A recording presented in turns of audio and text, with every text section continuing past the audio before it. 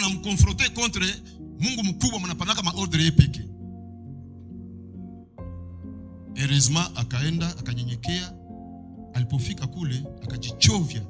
Anaingia mara kwanza mama anatoka anaela matope.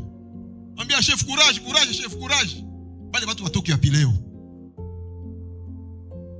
Anakuencourager mu mabaya tu.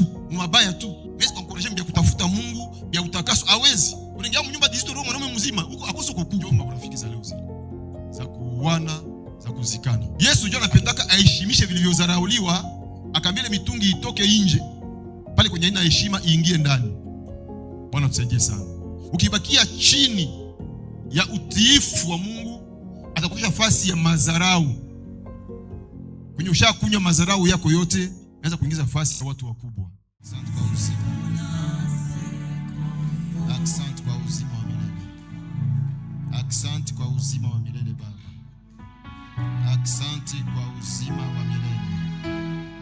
Asante kwa wokovu Yesu Kristo. Asante kwa dhabihu uliyoitoa msalabani. Asante kwa kazi uliyofanya msalabani. Asante kwa kujitoa kama dhabihu iliyokubaliwa na Mungu. Wewe ndiye sadaka ambayo Mungu alikubali. Wewe ndiye ulilipa deni zetu Baba. Kama tuko wapi leo Yesu Kristo? Kama tuko wapi Masihi mwana wa Mungu? Ulishindwa kubakia mbinguni.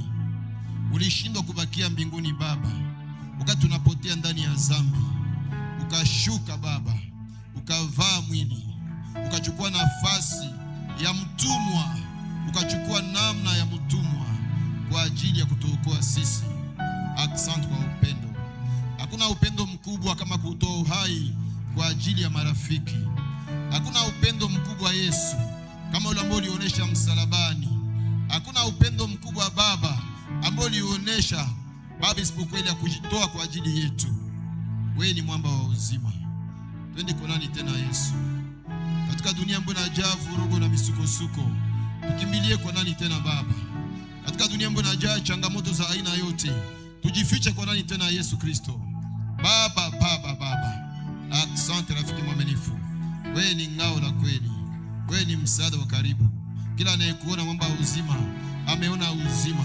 Kila ambaye amekupata wewe amepata jiwe la samani. Kila ambaye amekushika mwamba wa uzima ameshika mti ambao hawezi kuanguka. Biblia inasema kama jina lako ni ngome imara, mwenye haki anapokimbilia jina lako anapata salama. Asante kwa assurance ya uzima. Merci pour l'assurance de la vie. Baba, haiko Sonas, haiko Scar, haiko Imperial Sur, ni assurance ya uzima wa milele. Ndio ninasema mwamba wa uzima. Tunashangilia jina lako tena Mungu asubuhi ya leo. Kwa yote tunasema utukufu kwa Mungu. Kwa jina la Yesu Kristo. Thank you Lord. Tunawasalimia katika jina la Yesu Kristo.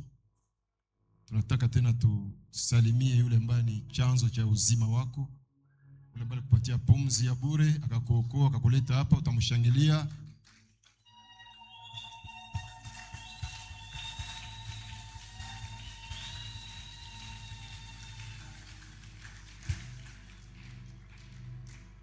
Tusalimia pia ndugu yako aliye pembeni yako, mmoja wawili, umpatie salamu, ukimchekea, ukimswete vitu vya mzuri sana. Tunazowasema kama yule mko pembeni yako, njoo depo ya Mungu alitia pembeni yako. Sasa ukimwangalia na macho ya kimwili, utajikomporter vile unataka, kumbe kuna rate visitation ya Mungu. Haleluya. Na mimi nawasalimia kwa jina la Yesu Kristo. Na tunasema tena Mungu asante kwa kutupatia muda mzuri wa kuishi leo. Tarehe 15 ya mwezi wa 8 huu ni baraka tele. Tunasalimia pia wapendwa wetu wote ambao wanakuwa nje ya kanisa hapa sai, pamoja wamezuilika wanakuwa ndani ya mji, lakini pengine kwa hali ya madhaifu ya mwili walishindwa kufika leo. Tunawasalimu kote waliko kwa jina la Yesu Kristo. Tunawasalimu pia wazazi wetu, kiongozi wetu ambao Mungu alimzungumzia kuhusu maono haya, kote aliko, na mama na watoto wote tunawapatia salamu zetu. Pia tunawapenda kwa jina la Yesu Kristo aliye hai. Baba ni mwema sana. Ninataka kwa dakika moja tu tutafanya maombi ya 1 minute. Biblia inasema kitabu cha Timotheo wa kwanza sura yake ya 2 mstari wa kwanza na wa pili. Tufanye maombi kwa ajili ya watu wote, kwa watawala, kwa waongozi. Tuombea pia wale ambao wanatuongoza katika hali ya kiroho. Tutombea kiongozi wetu na familia yake yote. Tutombea wapasteri wote wa community yetu yote. Kwenye kwa makilte sai tusikie Saint Esprit ametembea na kufanya kazi kubwa. Karibu tusimame tuombe kiongozi wetu na watumishi wa Mungu wengine wote kwa jumla. Baba, tuko mbele ya uso wako asubuhi ya leo. Umesema kwa agizo lako tuwaombe, tufanye maombi kwa watu wote, wale ambao wanakuwa eleve en dignité. Baba, uliwainua watumishi wako wapite mbele yetu. Uliwafanya kuwa wapionie kwa ajili mwamba wa uzima ya kazi yako, na tupite nyuma yao katika udongo ambao umekuwa umetengenezwa tayari. Tunawaombea, tunaombea kiongozi wetu kote aliko na familia yake yote ya kimwili, watoto wake wote wa kimwili, jamaa zake zote, ndugu wakubwa wake wa kike na wa kiume. Tunaombea baraka tele kote waliko na ukingo wako. Wahifadhi Yesu, watendee makubwa na maajabu, wagirire neza mana kwa jina la Yesu Kristo aliye hai. Bariki watumishi wako wote, wachungaji wote wa community ya CEPR kote waliko duniani mzima. Tunaombea ushindi na baraka. Tunaombea ibada zote za leo tena. Tusikie umetembea ndani ya ibada, tusikie umefungua mioyo iliyofungwa, tusikie umeponya wagonjwa, watu wamesameheana, tusikie ufungulivu. Baba, asante kwa jina la Yesu Kristo aliye hai. Amen. Tunasoma neno la Mungu tukiwa wima. Tutasoma mishairi miwili tu. Tutasoma kitabu cha Injili ya Yohana. Yohana sura yake ya 2 mstari wake wa 5. Nasoma kwa lugha ya Kifaransa, kisha msomi wa Swahili pia atafuata baadaye ili kila mmoja apate kusikia ujumbe wa neno la Mungu.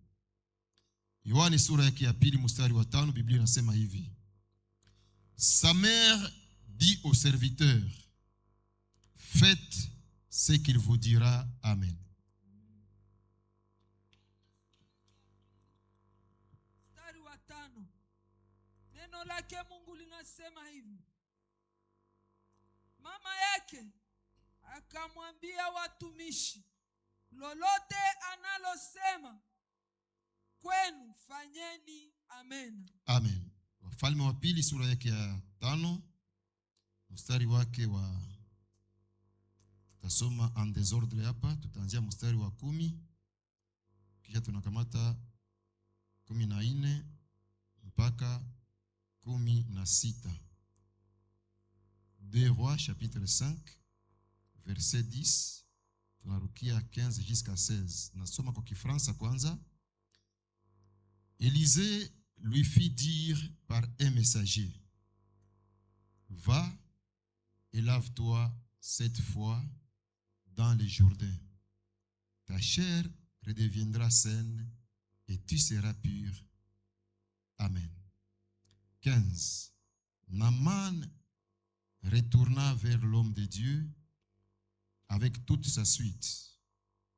Lorsqu'il fut arrivé, il se présenta devant lui et dit, voici, je reconnais qu'il n'y a point de Dieu sur toute la terre, si ce n'est en Israël. Et maintenant accepte, je te prie, un présent de la part de ton serviteur. Élisée répondit, l'Éternel dont je suis le serviteur est vivant. Je n'accepterai pas. Naaman le pressa d'accepter, mais il refusa. Namalizia verset qui a 5. Et le roi de Syrie dit, va, rends-toi à Samarie, et j'enverrai une lettre au roi d'Israël. Il partit, prenant avec lui 10 talents d'argent, 6000 cycles d'or et 10 vêtements de rechange. Amen. Na Elisha akamtumia mjumbe akisema, kwenda ukaoge katika Yordani mara 7, na nyama ya mwili wako itakurudia, nawe utakuwa safi. 15. Akarudi yule mtu wa Mungu, yeye na wote ambao walimfuata, akakuja akasimama mbele yake akasema, sasa tazama, ninajua ya kwamba hakuna Mungu katika dunia yote ila katika Israeli. Basi ninakuomba upokee zawadi kwa mkono wa mtumwa wako. Lakini akasema, kama Bwana anavyoishi, ndiye ninayesimama mbele yake, sitapokea kitu. Akamshurutisha apokee, lakini akakataa. Neno la Mungu. Amen. Mstari wake wa 5. Pardon. Verset 5. Verset 5 nasema hivi. Mfalme wa Suria akasema, haya basi mimi nitatumia mfalme wa Israeli barua. Basi akakwenda zake, akachukua mkononi mwake talanta 10 za fedha na vipande vya dhahabu 6,000 na mavazi 10. Akapelekea mfalme wa Israeli barua ile kusema, barua hii ni wakati inapofika kwako, na tazama nimemtuma mtumishi wangu Naamani kwako ili umponyeshe ukoma wake. Neno lake Mungu. Asante sana. Tuketi tukishangilia Bwana, tunapoketi.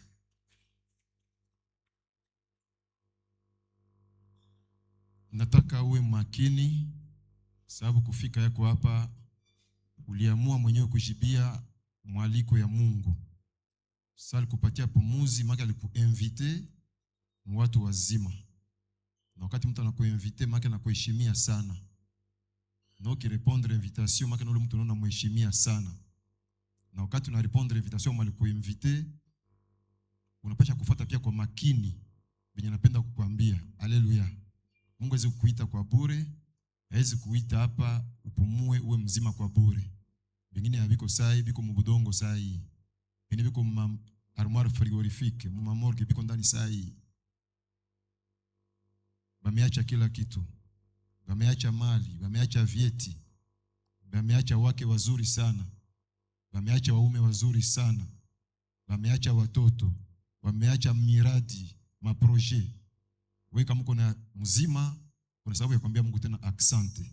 Asante kwa ajili ya uzima wako. Amen. Tuna ujumbe mzuri sana asubuhi ya leo. Nasema bi ujumbe mzuri sana. Biblia yote ni ujumbe mzuri sana. Biblia njo habari njema yanapana uzima. Ukipata habari wanakuambia sasa, bwana, kule kulitumaka demande yako, ushakuwa selectionné, utafanya interview. Ile haiko habari njema ile. Bwana asifiwe sana. Ni habari ya mzuri, sio habari njema. Inaweza kufurahisha tu, okay, unaruka ruka. Ndio unafanya interview, unapita unapata poste ya bien, mwili ndio unafurahi tu. Akili yote haiwezi kuokoa mtu. Biblia inajaa habari njema. Na habari njema kwa ajili yako asubuhi ya leo.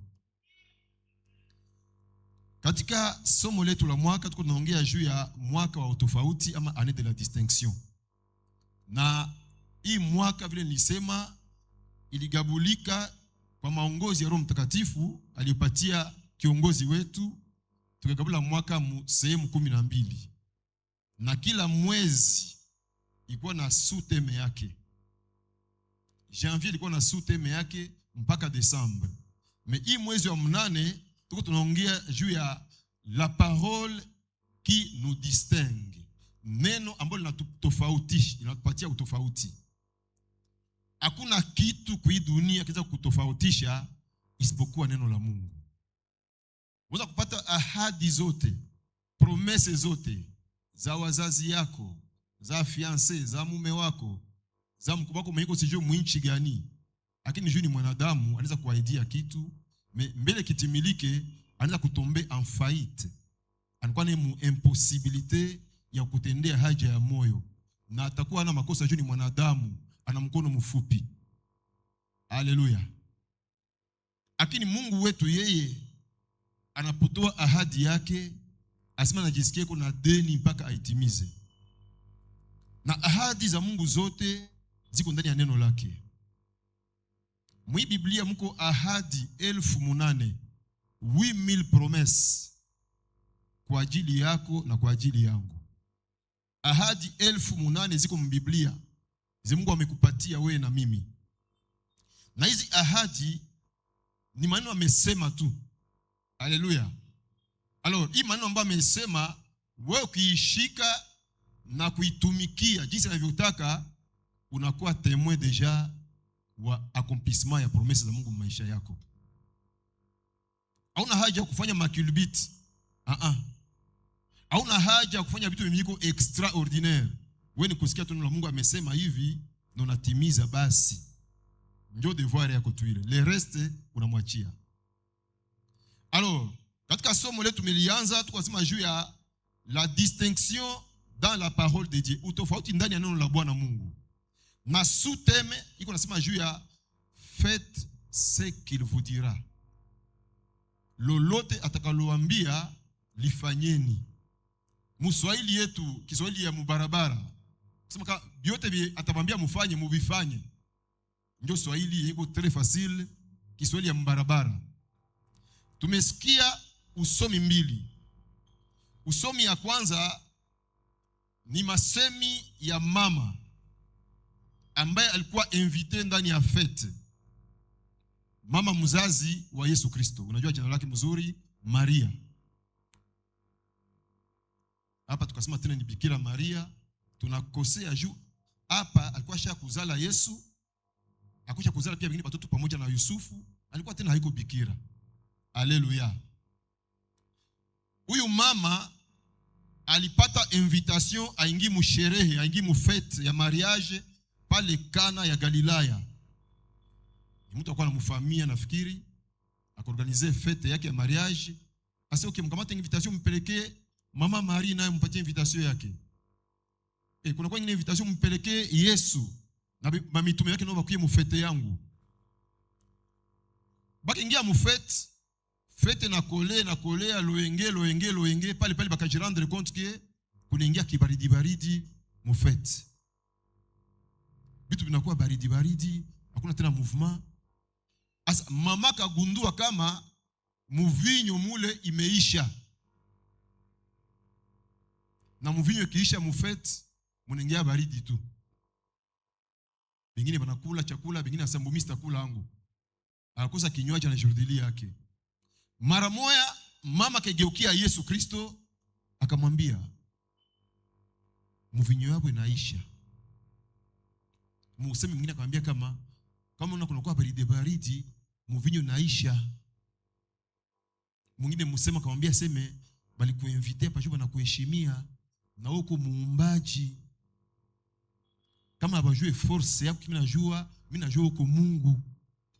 Na kwenye Mungu wanamualika vitu viharibikake pale. Bwana asifiwe sana. Ukitia Mungu akwe numero 1 mu maisha yako hawezi kushindwa kitu. Ukitupa Mungu kumambuzi, mambo yako inaharibika. Bwana asifiwe sana. Anasema mkitabu cha 2 Chroniques chapitre 15 verset 3 aseme je serai avec vous quand vous êtes avec moi. Si vous me cherchez, vous me trouverez. Mais si vous m'abandonnez, je vous abandonnerai. Ase nitakuwa pamoja nanyi, mtakuwa pamoja na mimi. Mkinitafuta ndaji arranger munipate. Mkiniacha na mimi ndabaacha. Lakini huyu mtu akasema no, Yesu sitamuacha aingi musherehe yangu.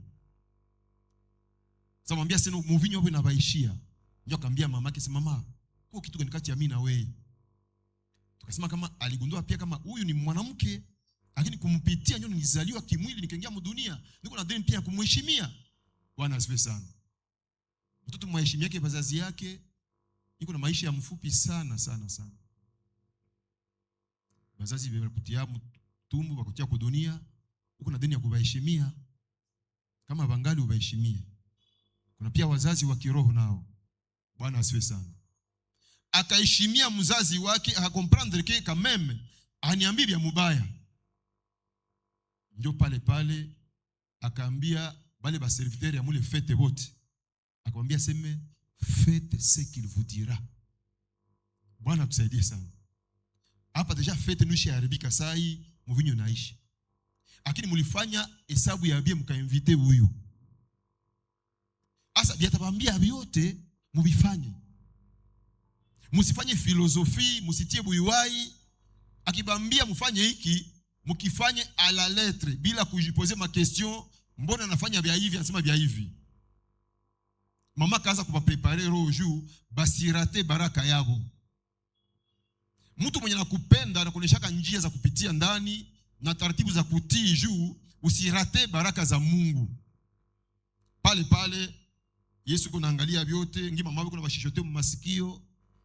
Asemia hata mitia sasa kumdapatia sasa mu examen ya nguvu. Asa akambia bale watu mulete mitungi 6. Ile mitungi 6 ya kutawazia ndani. Biblia inatuonyesha kama mumila ya Bayahudi bote juu walikuwa naishi inchi kwa pembeni ya jangwa, fasi ya kifukutu, fasi ya mavumbi. Sasa kwa fulani huku kuvuka mai. Kila Myahudi alikuwa anatiaka mtungi na maji mbele ya mlango yake.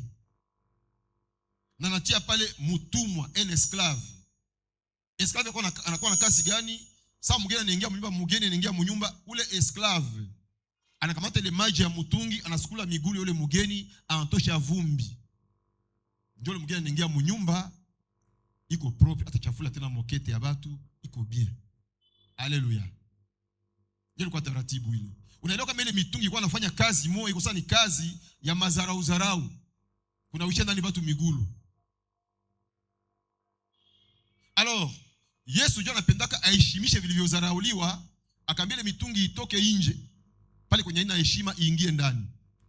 Bwana tusaidie sana. Ukibakia chini ya utiifu wa Mungu, atakutisha fasi ya mazarau. Kwenye ushakunywa mazarau yako yote, anaweza kuingiza fasi ya watu wakubwa. Lakini kama unatii neno lake, haleluya.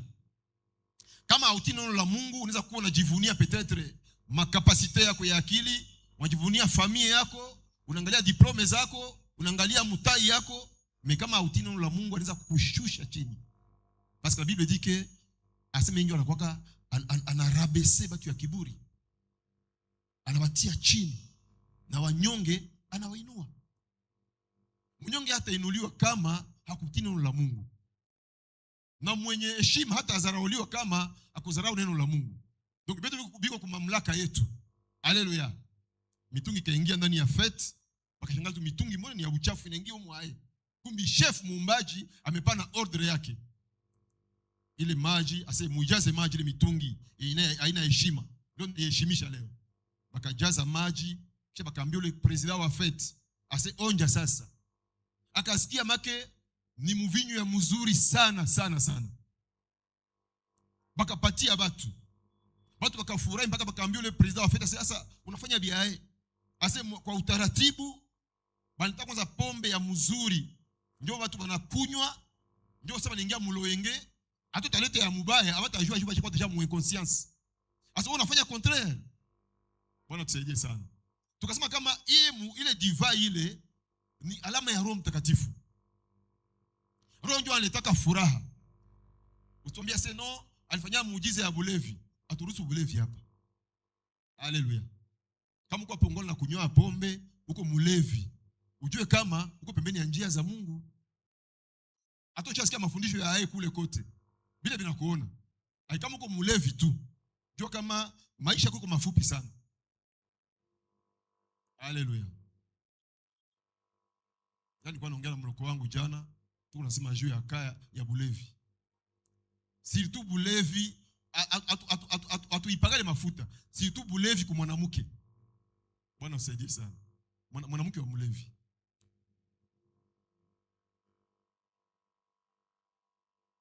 Jana mloko akaniambia sema, "Mbona na banaume kwa banaume pombe na bashinda kasa. Mwanamke anza kunywa pombe aanze maîtriser ae." Mimi najua unatembeaka huko na kule, unafanya kama research, lakini si hapa kwetu atuitike bulevi. Na kama utashikamana na bulevi, jua kama watakusemea masiku tu. Hauna control, utakuwa désorganisé, usifanye kitu kia maana. Hauna heshima yote netia chini juu ya bulevi. Mulevi na mwenye anakupatia heshima, anaweza kukuchezea yako juu uko mulevi. Bwana asifiwe sana. Mtu anakuogopa anaweza kukuprofiter juu ya bulevi.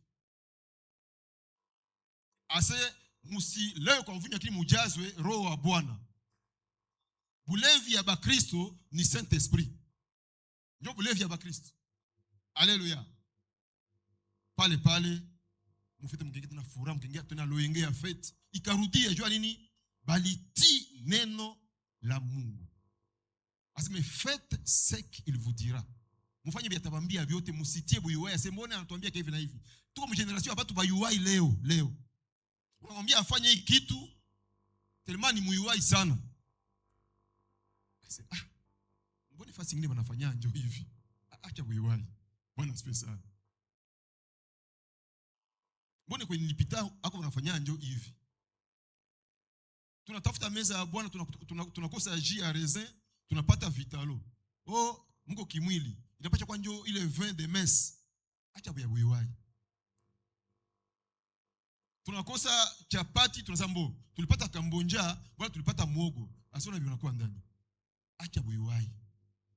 Hivi Mungu vinapendaka ngimu akwambia ubitembe ndani, tembe ndani vile vile. Ndio asema sasa mtu mwanapenda kuingia mu ufalme, akwe sawa ile mtoto mdogo. Mtoto mdogo anakuwa manipulable. Unampatia kama ordre hata habipendi, anatimiza yake jua anaogopa. Anaogopa fimbo. Na atapigiwa tena. Me kizazi cha leo tuko ndani bayuwai kabisa. Unasema nakwambia mnajua taishia ku X. Aki Maria akamwambia Mungu deja sasa Mungu mu impossibilité. Mungu deja contre le mur. Musha kwama. Acha mwache buyuwai. Biatabambia vyote mubifanye. Na bakatimiza. Tumesoma andiko la pili. Huyu mtu alikuwa jemadari, unamjua mzuri, Naaman. Alikuwa akutime kupana maordre, ndio ilikuwa maisha yake. Alikuwa general. Ashazoea pana maordre. Donc depuis alipatana mu grade ya yulu, akaanza kuwa napana maordre. Yeye apoke yake ordre kupana maordre tu. Unajua mkazi ya jeshi. Kazi ya jeshi après miaka 3 wanapanaka promotion. Niko kupatia information nilikuwa ujue. Ulikuwa sous-lieutenant, après 3 ans unakuwa lieutenant. Après 3 ans ingine unakuwa capitaine. Après 3 ans unakuwa nani? Major. Après 3 ans unakuwa lieutenant colonel full, général de brigade, général major, lieutenant général. Anabijua bibote anakuwa soda au ndio, lakini soda wa Yesu. Haleluya. Naaman depuis parcours yake yote alikuwa anapana tunjo maordre. Sasa shida ya bukoma yake niko pia niruke kuganya wakati bukoma yake tuko tunaongea juu ya faites ce qu'il vous dira. Fanya vile atakwambia, uache buyuwai. Nafungula parenthese hapa. Ba fie ene biko hapa, ba fie ene mu famille yenu. Fie ene, wonjo fie wa kwanza mwenu. Ndio na baloko yako. Fie ene. Miona Deborah, miona dada, miona mama kule, Madame Karine. Na huko fie ene. Bwana asifiwe sana. Ba fie ene ba mingi bana kwa na erreur moya. Tilimana fakio na ba mingi na panama order na mu nyumba. We, kaona fanya hivi. Claude, asa sasa unaingia mu nyumba we fie ene mshazo wa order ya vile. Mu nyumba ni kitu kingine. Ile makomandema ya kwenu ketia mu nyumba habitaenda fasi. Uko nasikia mzuri Deborah. Asa Naaman ya kwa deja na iko ashakuwa akutime kupana maordre. Ale we fanya hiki na hiki, fanya hiki na hiki. Kisha siku moja bukome ishamutia tabani. Biburi mingi mais bukome na mutia tabani. Asa il était puissant, il était vaillant, mais il était aussi lépreux. Mungu anajiaranja kama hii dunia yote kila mtu kwa me. Haleluya. Juu ile me ilikuwa natumu na shuka. Ase baba nisaidie. Bani unawadiri lakini baba ningali yako aka baba. Bwana asifiwe sana. Aseme alikuwa vaillant. Asa nikupitia kalikuwa yaenda mu vita alikuwa apatake ushindi. Ndio akosa mu confiant wa mfalme wabo. Mais heureusement ule binti mwalikuwa mtumwa kwake Asa kambia akasema siku mase, papa angilikuwa kule kwetu Samaria, ule nabii wa kwetu angeniponesha kibukoma yake. Fia kalibere nini? Parole. Bwana asifiwe sana. La puissance de la parole crée. Neno linaumbaka. Mbele uko unatosha maneno mkinywa wako kwa na pese kwanza. Eski mimi atamwambia ndugu yangu itamuua wala itampatia uzima. Tushaua bangapi na maneno? Tushadekuraje bangapi na maneno yetu? Mtu alikuwa na bidii ndani ya kazi ya Mungu, unakuya na bidii na mazele zako. Unaangalia bidii ya mtu alikuwa na bidii, anavuya polepole. Alikuwa nikalaka hapa, basha mshishite maneno ya ovyo, anaanza rudia polepole, anakuwa hapa kwa Deborah, anakuja hapa kwa Michel, anakuja hapa kwa dada yangu, anakuja hapa kwa Eugene, anakuja hapa kwa Madame Melissa, kwa Nestor, kwa mjakazi wa Mungu Suzanne. Anafika hapa, anarudia akimbia kanisa. Jua nini? Bali mwambia maneno ya kumuua. Na ole wako unaoa mwenzako na maneno. Alikuwa na bidii ya kazi ya Mungu, ushamuua. Ile roho taisambaka upendo usipopenda. Ashakimbia kanisa, wewe ungali mkanisa oro ushamkimbiza zamani. Fanya angalisho. Bwana asifiwe sana. Nilisema juzi kama kwa kiongozi mmoja alisemaka aseme ukiona kama silence yako inashinda kuongea ovyo ovyo, bakia silence. Hata kujijia juu ya silence yako. Ule binti akasema, bwana papa angelikuwa kule kwetu Samaria, ule nabii angeniponeshaka na bukoma yake. Habari katembea. Juu ya mzuri natembeaka, ya mbaya pia natembeaka. Sasa unatembezaka yae. Pale ile habari katembea mpaka masikio ya Naamani. Akakimbia kwa mfalme, kwa mkubwa wake wa kazi. Basi nimepata habari kama ule kutunenda piga vita Samaria. Ibu koma yangu niza ponea kule, siku unakuwa nabii moya kule, nilikuwa sivijue na mimi, nikwenda tu kule kufanya vita na kupie, kumbe kunakuwa na uponyaji yangu, nilikuwa sijue. Roasi akaandika barua pale mu verse yake ya 5. Ulinishangaza sana. Bwana asifiwe sana. Kwa nasoma Biblia pole, sio unakuwa pressé sana ya kusoma. Nilishangaa, nilikuwa skandalize. Asema akampatia vitu viwili. Kia kwanza barua, kia akamata na mali. Alikamata mali ngapi?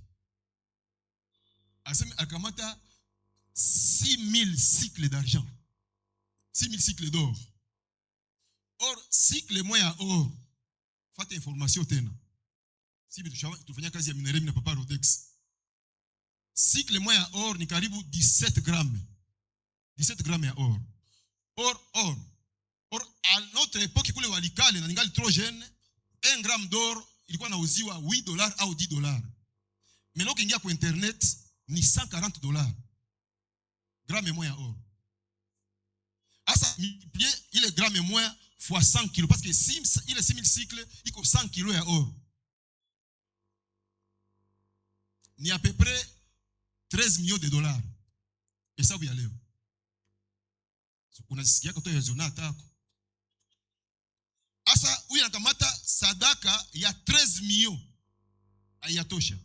Asa akamata na argent, 10 talents d'argent. Nao ni mamilio zingine. Et 10 habits de rechange. Maki manguo ya baroise banavalaka, sasa kuingia mafete. Iko kwa broderie modele yote.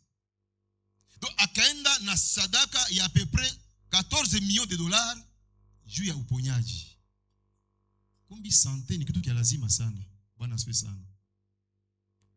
Nilitia constater juzi nikasema kama si tu as perdu ton argent ou bien tes biens matériels, tu n'as rien perdu jusque là. Kama ushapoteza franga zako, bakufrape mfranga, bakunyang'anya nyumba yako, mpaka pale uyapoteza kitu. Mais si tu as perdu la santé, tu viens de perdre quelque chose. Bwana asifiwe sana. Mais kama santé iko bien, déjà unapoteza déjà kitu.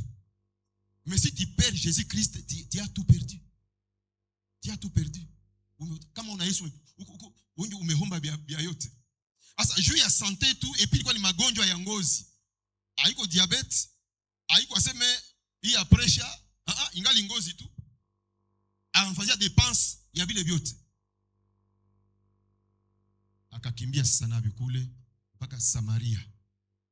Na kuipanyia madetail akajituvia na kwa saa mbele ya kwa nabii Elisha. Elisha anambia mtumishi wake asembo, anakuya pale sendio anakuya, iko na baesi kote ba mingi, iko na magari, iko na mashevo. Problem yake nini ase Bukoma ndio namutesa. Akasema pole pole sana. Ase mwambie aende ajichovye mara 7 ndani ya Yordani. Haleluya. Akifanya vile hatachokea bure. Si alikuwa juu uponyaji. Akitii ile neno, akichovya mara 7, ngozi yake itakuwa laini saa ya kalenge. Mkia kwetu kalenge ndio bebe mdogo. Hakuna kalenge hapa. Bwana asifiwe sana. Bebe iko wapi? Bebe wa Wasanje huyu. Una ngozi ya ungiziko? Très bien. Una ngozi ya mjakazi naye. Ni Messia ni madam. Aseme ngozi yake itakuwa saa ya bebe. Mtu mwenye na Bukoma napitaki kuna anukia watu. Bakamwambia mbo, hatuna maji tukupatia. Hakuna baguette magique. Kama ulikuwa juu upate uponyaji, dawa ni moja tu, uende ujichovye mara 7 mu Yordani, kisha ngozi yako itakuwa laini saa mtoto mdogo. Sikia sawa wa kutimewa maordre, ashaanza kupana makomandema. Alitia lingala yote pale, alitia français yote pale, alitia anglais yote pale. Akaanza pana maformule. Tuko naacha buyu ya kupatia Mungu maformule. Akapana formule 3 pale. Ase nilikuwa nawaza atakuya. Akuya wapi? Bwana asifiwe sana. Nilikuwa nawaza atakuya, azikisha ashimame mbele ya mkoma. Unasikia? Bibanazoea mfanyizie. Kisha aguse mkoma. Asa hivi anambia nikoge kule ku Yordani. Eske ile maji ya kwetu Abana na Farpari aishinde mitoni yote ya kwabo? Oh, l'histoire dit que ile Yordani wa mtuma ilikuwa ni mai ya matope. Bila bubu ya kwetu Ruchuru, mai ya matope. Ase ondo chofye mukila bu. Mara 7 tena. En tout cas, vitu vya Mungu tuko naacha kutia filosofi. Kama una haja ya uponyaji, kama una haja hiki na hiki, suitike tu. Wanapanda ngapi kwa bafumu? Bacha kwa frappe mara ngapi kule nje na bafo prophet? Ni wananyamanzaka. Hata lalamika. Akimwambia tu wende ujichovye mara 7. Faites ce qu'il vous dira. Akaganga, akatomboka, akasema vyote. Wakambia papa, kwa mpole. Collaboration yake, wakambia papa, eske mtumishi wa Mungu angelomba kitu kia nguvu sana sungeli kifanya? Kumbuka kama mu reserve yetu uko na 13 millions de dollars. Biongulu mpatia angelomba abyo. Mumsemo wengine wanamwambia mbo, kule kulinda tafutia uponyaji kule fasi fulani, bali kulanga pikule. Mbona kuponaka? Kule fasi nyingine ulipoteza ngapi? Mimi anakuambia tuende tu ujichovye mara 7. Bwana asifiwe sana. Ukikuwa na entourage mbaya unakufa. Ukikuwa na marafiki babaya unaangamia. C'est là que les Français disent que dis-moi qui t'y hante, je te dirai qui t'y est. Aso niambie mwenye nakuape pembeni yako, ndakwambia utakuwa mtu gani kesho. Ndakutabiria misiko nabii.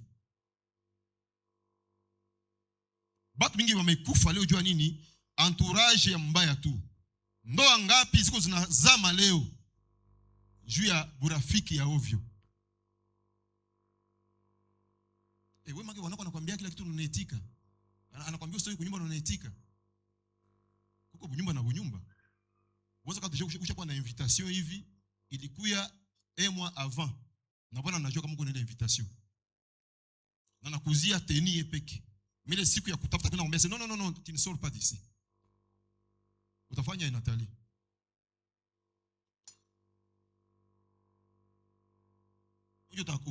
Utapana cadeau na microphone. Utalomba parole mwile fete.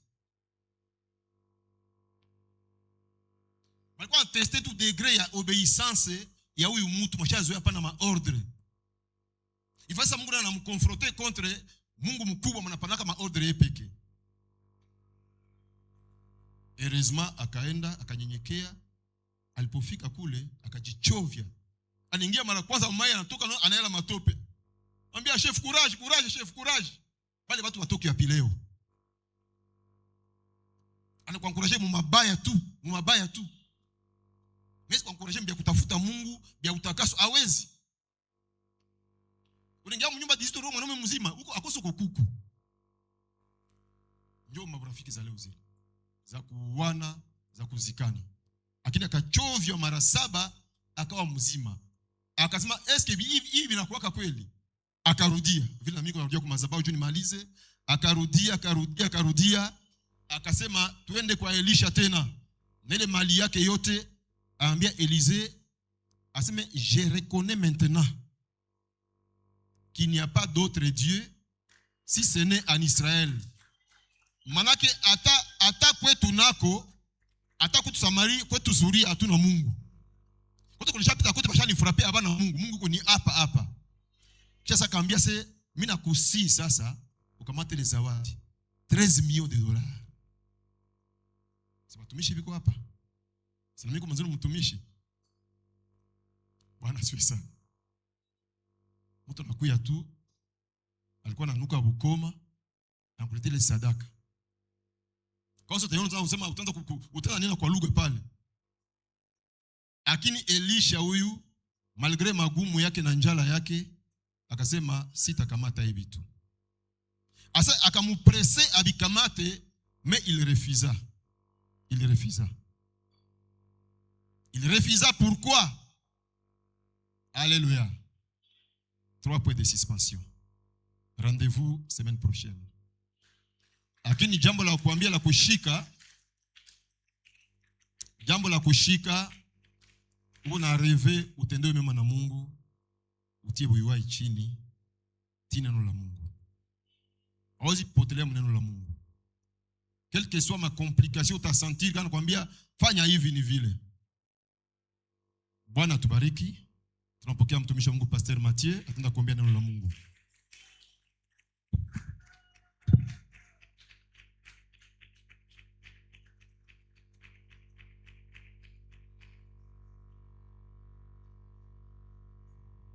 Basi tumesikia neno la Mungu, ningelitaka mahali ulipo uanze kumwambia Mungu neno kulingana na gisi Roho Mtakatifu amekuzungumzia. Mungu anatuongelesha juu ya utiifu. Mara ngapi tulikosa utiifu kwa neno lake na inafanya tushindwe mu vitu mingi, lakini ningelikusi na kunisi vile vile tuombe tena Mungu atuwezeshe tuwe watiifu wa neno lake. Karibu kwa maombi. Jehova, tunasema asante. Asante maana umetuonesha mara ngapi umetupenda tena kwa asubuhi ya leo. Ndio kwa maana umetutumia neno lako ili kwamba tusipotee, uturudishe kwenye njia ya kweli na ya haki. Umetuongelesha juu ya utiifu, kutii ambao ni bora kuliko zabihu, kutii ambao inapita kila kitu ndani ya maisha yetu. Hautafute vitu viwili ili kwamba utende na kutubeba mbali, ni utiifu tu. Tazama mara ngapi Mungu, ingawaja kusema kwako, ingawaja maarifa, ingawaja kutukosoa, bali hatukutii kwa jambo hii na ile. Tunaomba utusamee. Wakati wote ulitungoya hapa, tukaenda sawasawa na mwili yetu, tukajiongoza sawasawa na akili zetu, hatukutii neno lako, maagizo ulitupatia, hatukuyafuatilia. Tunakusi Mungu wa rehema, wewe ambaye ulitupenda na ukatutumia neno hili, samee kanisa lako. Nisamee, samee ndugu yangu, samee dada yangu, utusamee kwa kukosa utiifu kila leo ndani ya neno lako. Na tunaomba kitu moja, ni kwamba ututie nguvu. Paulo anasema naweza yote katika yeye anitiaye nguvu. Naamini ya kwamba kutii neno lako si elimu wanatupatia shuleni, si elimu tunapata ndani ya jamaa, bali ni kwa nguvu ya Roho Mtakatifu. Ndio kwa maana tunaomba tuwezeshe, tutie nguvu, tuwe watu ambao wanatii, tutulie kwenye miguu yako na kutembea ndani ya utiifu. Asante Mungu, maana neno la asubuhi ya leo litabaki kama kengele ndani ya mioyo zetu. Zisituache na amani kama hatuishi ndani ya utiifu. Kutoka kwetu mahali hapa, fungua akili zetu, fungua mawazo yetu, tuone ni ndani ya jambo gani tunahitajika kukutii na kutii sauti yako.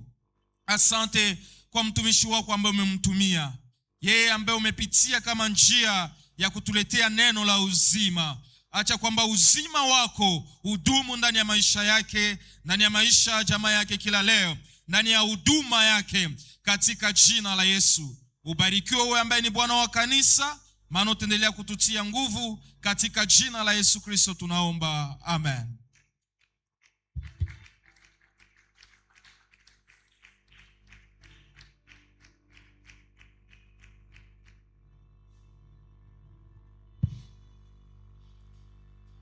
Lolote atakalowaambia lifanyeni. Njoo neno yetu ya siku ya leo. Tumetoa sadaka tangu asubuhi, sababu muda ni sadaka. Lakini katika ile sadaka, lolote Mungu atakalotuambia, lile Mungu ametuambia tulifanye. Nilikuwa mkosa adabu, nibadilishe. Sikukuwa natii mume wangu, nianze kumtii. Nilikuwa na tabia ya kupana maordre, nisipane tena maordre. Mungu alinikataza nisikamate hiki, sitakamata. Mungu aliniambia niikale mzuri na bengine, sababu mtu wa chini chini Mungu anaweza mpitia kusudi upone. Nitajikaza wa chini naye nimpatie nafasi. Lolote atakalowaambia mulifanye. Sadaka tumeleta ya muda. Tunataka kutoa sadaka zetu pia, malimbuko ama matokeo ya kazi yetu. Mbele yetu kuna kuwa vitunga. Kitunga cha huku ni kuweka sadaka zetu za cha 10. Kuna mashemasi wanapita na mabahasha ama maenvelope. Ulikiana sadaka yako ya cha 10, kamata ile envelope, weka ndani, na de preference andika jina yako kwa ile envelope. Kwa ile bahasha weka jina yako. Unapokuja na ile envelope weka humu. Kwa katikati ya vikapo hapa tunaweka ndani sadaka zingine juu ya matumizi ya kanisa. Kusudi tutegemeze kazi ya Bwana, tunaweka mule. Kuna kitunga kingine keupe hapa. Pembeni ya ile kitunga tutaweka sadaka za kanisa. Namo pia tunaweka sadaka kwa ajili ya kuseleme